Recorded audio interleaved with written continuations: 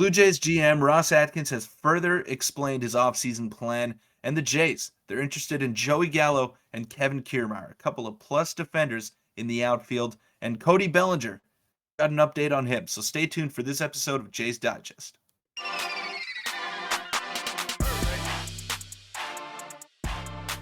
What's up, Jays fans? I'm your host, Peter Vryonis, alongside co-host Nick Gosse.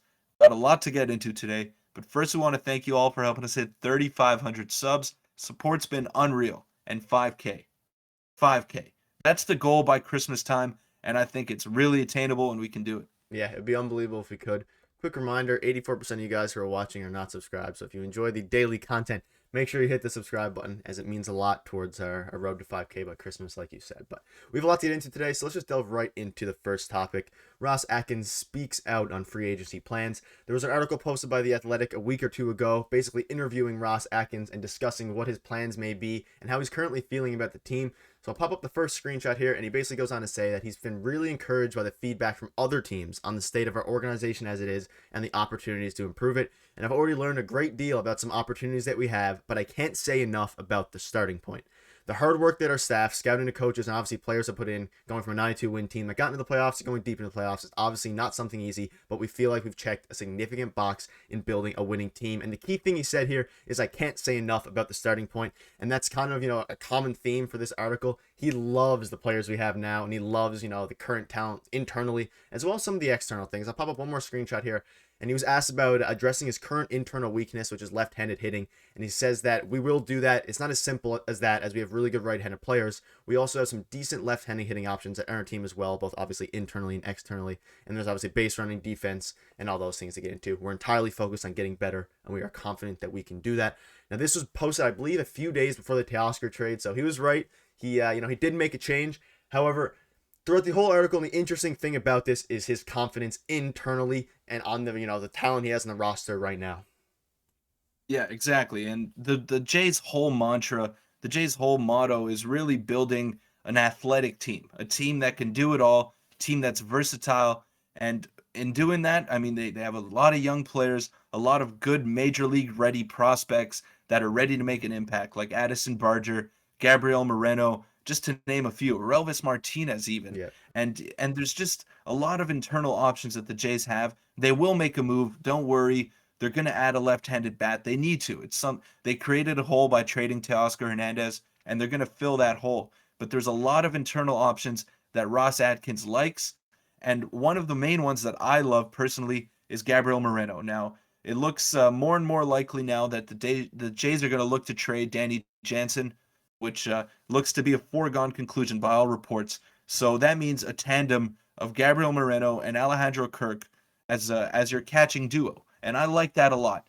Alejandro Kirk, he's an all-star, all-MLB catcher, one of the top in the game. So he's going to catch the majority of the games.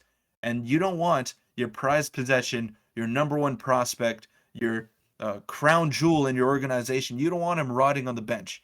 You want him playing, and you want him playing as much as possible. And he's got the versatility. Ross Atkins has been very vocal on how much he loves Gabriel Moreno's versatility, his athleticism, and we saw it. In the minor leagues, he moved all around the diamond. He played everywhere in the infield. He played some outfield, and even in the last game of the season against the Baltimore Orioles, played left field, second base, and third base in the same game. So it's like something out of Little League. The guy's a unicorn, and he can just play all over the diamond, and I think that's another internal option that he's alluding to. Yeah, seeing him in the outfield would be very, very interesting.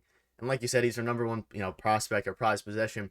Kirk's a phenomenal catcher. He'll probably catch, 90 to 100 games. And you want to keep Gabby as a catcher. You don't want to move him permanently to the outfield because most of his value is his elite defense as a catcher. Obviously, he has a lot of, improvements to do calling games. But if his hitting stays the way it has been, it stays elite, then having him behind the dish or in the outfield would be very important, especially, depending who we get in the offseason. But it's a very good point. Maybe left field, maybe replace Teoscar in right field, or not even playing, every day in outfield, of course, but even once a week or something like that would go a long way.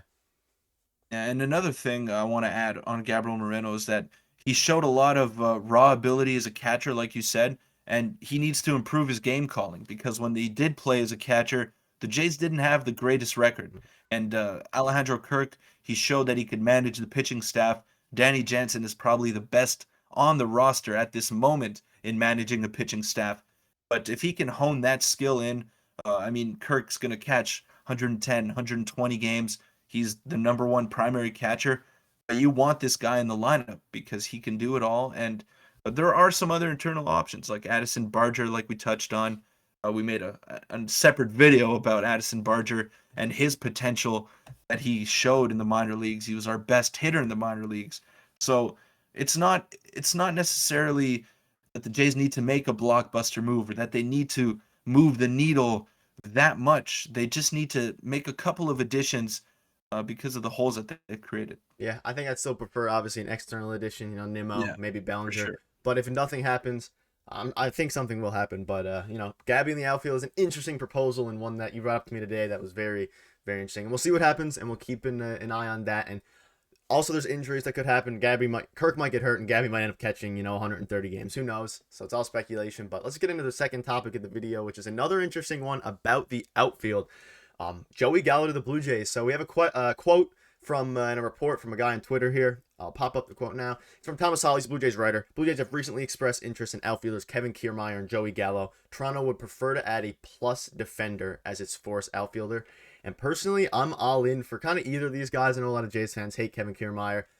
He plays for the Rays. He's a really good defender. I like Joey Gallo a lot as a fourth. Both of these guys are good fourth outfielders. Would they accept that role? I'm not sure. But if they do, then I'm kind of open to either of them. Yeah, well, I think Gallo would have no choice but to accept a fourth outfielder role. He's been really poor the past couple of years at the plate. Yes, he has a decent eye, but he strikes out way too much, over 50, probably 50% of the time, if just off the top of my head. And yes, you want to add a plus defender as a fourth outfielder. Kevin Kiermeier, not great with the bat either. He's had some injury history as well. He's 32 years of age. So I'd prefer Kiermeier personally because he can play center field and he's very good in center field, whereas Joey Gallo isn't as fast as Kiermeier and would probably be more serviceable in the corners, but he's got a lot more potential with the bat, a lot more power. But these are definitely guys that you'd want as fourth outfielders. I don't know if you could rely on them to be your starting center fielders or starting right fielders. I think that's a step back for the Jays if they are going that route. Yeah, definitely a step back from Teoscar Hernandez if you replace him with either of these two guys. I'll quickly pop up Gallo's Baseball Savant page. He might be a beneficiary of the shift ban as well, as he pulls a lot of his things. And if you look at his hitting stats, they're very interesting. So when he hits the ball, it's unbelievable. He maxes his velocity, barrel percentage. He hits it a far away. But the issue is he's in the first percentile for striking out, meaning he's the worst in the MLB. First percentile expected batting average, whiff percentage, all that. He has a phenomenal arm. Below average sprint speed, a great jump, and his outs above average is not. He's a fine defender, a solid defender at that, a plus defender for sure. His hitting it's a huge just hit or miss, which is, I don't know, it's interesting. He gives you more than a Bradley Zimmer, let's say, from at the plate, but he's probably a bit of a worse defender than Bradley Zimmer, but obviously Bradley gave you nothing regarding hitting. And then you're comparing him with Tapia as well. Tapia definitely better with the bat, but a worse defender by a wide margin. So, and Kiermeier would be worse at the bat than Gallo. It's all kind of just nitpicking at that point. I would not want either of these guys starting on opening day, is my point. No, I mean, you can't have another Bradley Zimmer. That's the whole reason why they got rid of him, and another reason why they got rid of Raimel Tapia. You can't have one-dimensional players. You can't go into the year with 5 or 6 outfielders on your major league roster because pitching is too important. You need 13, 14 pitchers, and you can't afford to have 6 outfielders on your roster. It just takes up too much space. So yeah, you need your fourth outfielder to be able to start games and be able to play a full 9 innings, not come in the 7th inning as a defensive replacement. It just doesn't work. That's the big thing here. I have much more faith in either of these two than Bradley Zimmer, for example, when it comes to starting a game, and I think that's where the Jays' head is at. Plus, Gallo, maybe they see something with his swing because obviously the potential's there, the power's there, his peripherals are there in the sense of when he hits the ball. He's had good seasons too. Exactly. He's had very good seasons. It's just, I mean, it's the entire rumor mill right now for the Blue Jays has been, can these guys regain their form in Toronto? I don't know if I want to have to bank on that.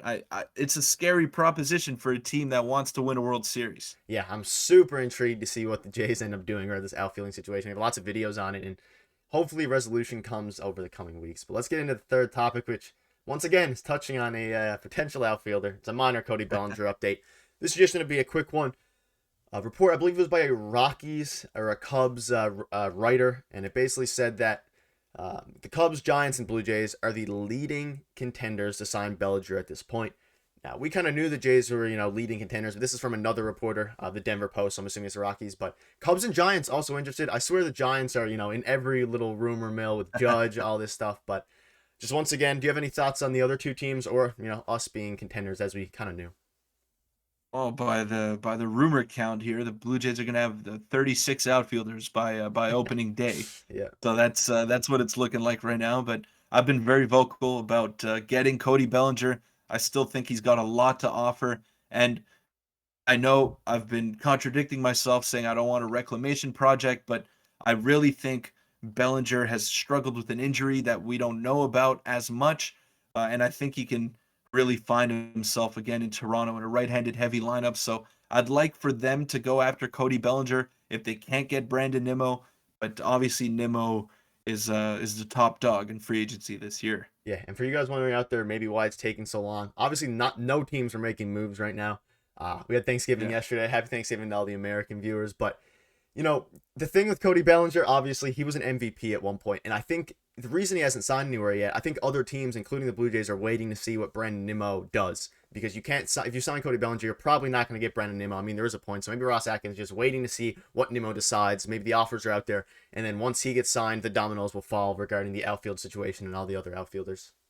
Yeah, but it depends. It also depends on what Bellinger wants. Does he want to go to a rebuilding team and hit third in their lineup and really prove his worth, or does he want to go to a contender, be in the bottom of their order and play elite defense?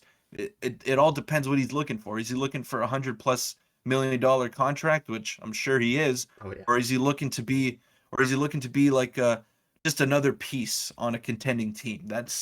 It all depends on Cody Bellinger and what he wants. Yeah, that's a really good point.